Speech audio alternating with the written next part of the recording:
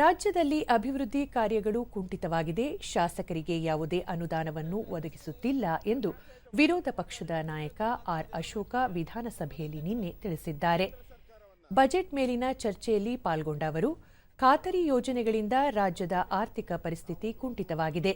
ಅಭಿವೃದ್ಧಿ ಕಾರ್ಯಗಳಿಗೆ ಯಾವುದೇ ಅನುದಾನವನ್ನು ಒದಗಿಸುತ್ತಿಲ್ಲ. ಇದರಿಂದ ರಾಜ್ಯದ ಪ್ರಗತಿ ಇಳಿಮುಖದತ್ತ ಸಾಗಿದೆ ಎಂದು ತಿಳಿಸಿದರು. ಅಮೆರಿಕ, ಚೈನಾ ಸೇರಿದಂತೆ ಹಲವು ದೇಶಗಳು ಅಭಿವೃದ್ಧಿಗೆ ಹೆಚ್ಚಿನ ಆದ್ಯತೆ ನೀಡಿವೆ. ಹೀಗಾಗಿ ಆ ದೇಶಗಳು ಅಭಿವೃದ್ಧಿ ಹೊಂದಲು ಸಾಧ್ಯವಾಗಿದೆ. ರಾಜ್ಯ ಬಜೆಟ್ನಲ್ಲಿ ದೂರದೃಷ್ಟಿ ಇಲ್ಲದೆ ಅಭಿವೃದ್ಧಿ ಕಾರ್ಯಗಳಿಗೆ ಸೂಕ್ತ ಅನುದಾನ ಕಲ್ಪಿಸಿಲ್ಲ.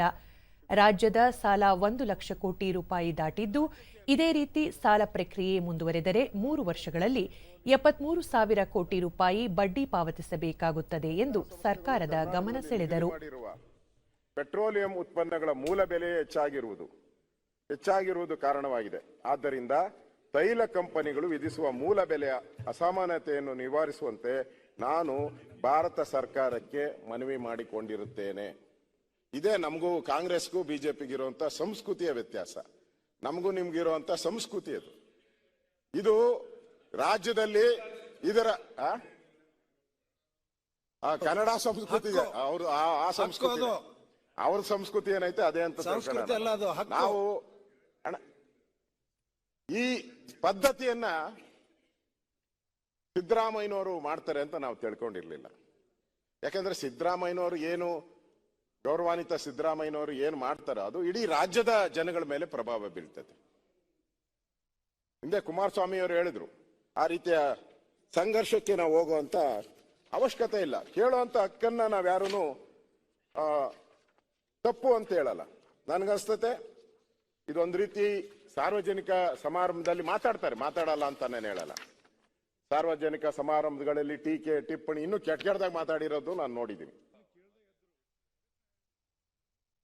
ವಿಧಾನ ಪರಿಷತ್ನಲ್ಲಿ ಬೃಹತ್ ಬೆಂಗಳೂರು ಮಹಾನಗರ ಪಾಲಿಕೆ ತಿದ್ದುಪಡಿ ವಿಧೇಯಕ ಸೇರಿದಂತೆ ಪ್ರಮುಖ ಮಸೂದೆಗಳನ್ನು ಮಂಡಿಸಲಾಯಿತು. ಚರ್ಚೆಯ ಬಳಿಕ ಹಲವು ಮಸೂದೆಗಳಿಗೆ ಅನುಮೋದನೆ ನೀಡಲಾಯಿತು. ಬಿಬಿಎಂಪಿ ವಿಧೇಯಕದ ಮೇಲೆ ಮಾತನಾಡಿದ ಉಪಮುಖ್ಯಮಂತ್ರಿ ಡಿಕೆ ಶಿವಕುಮಾರ್, ಮಹಾನಗರ ಪಾಲಿಕೆ ತಿದ್ದುಪಡಿ ವಿಧೇಯಕದಿಂದ ಬೆಂಗಳೂರು ನಾಗರಿಕರಿಗೆ ತೆರಿಗೆ ದಂಡ ವಿನಾಯಿತಿ ಸೇರಿ 2,700 ಕೋಟಿ ರೂಪಾಯಿಗಳಷ್ಟು ಅನುಕೂಲವಾಗಲಿದೆ. ಅಲ್ಲದೆ ಪಾಲಿಕೆಗೆ 1,000 ಕೋಟಿ ರೂಪಾಯಿ ಆಸ್ತಿ ತೆರಿಗೆ ಲಭಿಸಲಿದೆ. ಸುಮಾರು 13 ರಿಂದ 15 ಲಕ್ಷ ನಾಗರಿಕರಿಗೆ ಈ ವಿಧೇಯಕದಿಂದ ಅನುಕೂಲವಾಗಲಿದೆ ಎಂದು ತಿಳಿಸಿದರು. ಈ 15th ಫೈನಾನ್ಸ್ ಕಮಿಷನ್ ಅವರು ಒಂದು ಕಂಡೀಷನ್ ಹಾಕಿದ್ದಾರೆ. ನಿಮ್ಗೆ ಯಾವುದೇ ಹಣಕಾಸು ನಾವು ಬಿಡುಗಡೆ ಮಾಡಬೇಕಾದ್ರೆ ಬೆಂಗಳೂರಿನಲ್ಲಿ ನಿಮ್ಮ ಪ್ರಾಪರ್ಟಿ ಟ್ಯಾಕ್ಸ್ ಅನ್ನ ಪ್ರಾಪರ್ಟಿ ಗೈಡೆನ್ಸ್ ವ್ಯಾಲ್ಯೂ ಪ್ರಕಾರ ನೀವು ಮಾಡಬೇಕು ಅಂತೇಳಿ ಒಂದು ಕಂಡೀಷನ್ ಹಾಕಿದ್ದಾರೆ 15th ಫೈನಾನ್ಸ್ ಕಮಿಷನ್ ಅವರು.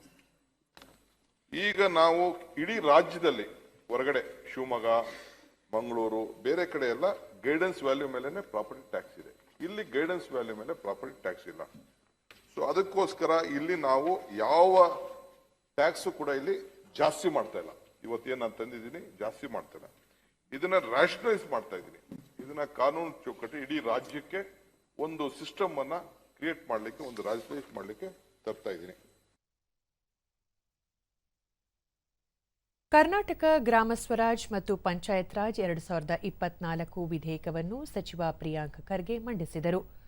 ವಿಧೇಯಕ ಕುರಿತು ಮಾತನಾಡಿದ ಸಚಿವ ಪ್ರಿಯಾಂಕ್ ಖರ್ಗೆ, ಗ್ರಾಮ ಪಂಚಾಯಿತಿಗಳ ಭೌಗೋಳಿಕ ವಿಸ್ತೀರ್ಣಕ್ಕೆ ಅನುಕೂಲವಾಗಲಿದೆ ಎಂದು ತಿಳಿಸಿದರು.